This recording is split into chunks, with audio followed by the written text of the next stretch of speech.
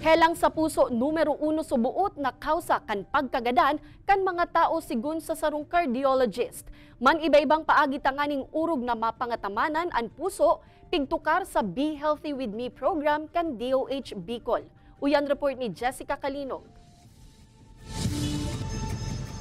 An sa tuyang puso, saro sa mga importante, siring man na sensitibong parte kan sa tuyang lawas. Ano man na komplikasyon digdi, pwedeng magtapos kan sa tuyang saro-sarong buhay. Sa datos kan Department of Health Bicol Center for Health Development kan 2023, 8.41% o nasa 136,448 na mga Bicolano edad 20 pataas ang hypertensive o may alta presyon. Sigun sa cardiologist na si Dr. Jemuel Chavez, ang pagkakaigwanin hypertension sarong risk factor na pwedeng magdiretso sa pagkakaigwanin helang sa puso na numero 1 mang kausa nin pagkagadan kan mga Pilipino. Asin mas prone digdi o mas dakulang porsyentong nagkakaigwa kaini ang mga kalalakihan hasta sa mag-edad 60 o 70. Evidence-based studies kasi yung nagsabi noon, no? Siguro, based on researches looking back na ganito, mas maraming lalaki nagkakaroon. And probably, another factor is siguro lifestyle na rin ng isang lalaki. Ano? Yung mga, yung diet, yung lifestyle, yung paninigarilyo, more common sa lalaki talaga yun. Ano? Alaga, Dok, paano kung broken-hearted?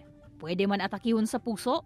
Well, kung magiging literal ako or pilosopo, pwede po. Ano? Kasi sabi ko nga, any physical or emotional stress can lead to heart attack, heart failure, ganun-ganan. Halimbawa, nag-break lang kayo ng jowa nyo, tapos bata ka, you're 15 years old, wala ka namang bisyo, wala ka then the likelihood of you having a heart attack because of a breakup is very, very low. Ang heart disease o helang sa puso, pwedeng mamana o kaya makuha sa pang-oral daw na pigigibo.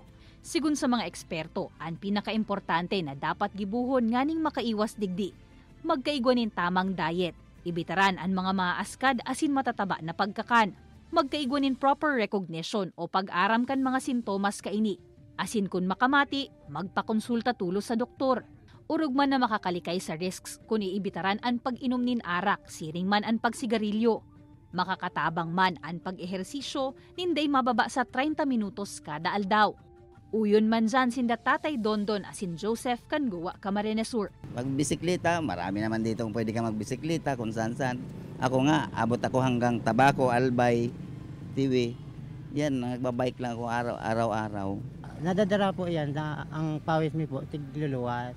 Kaibanan si Gerald Gandia, Jessica Calinog, Balitang Bicolandia.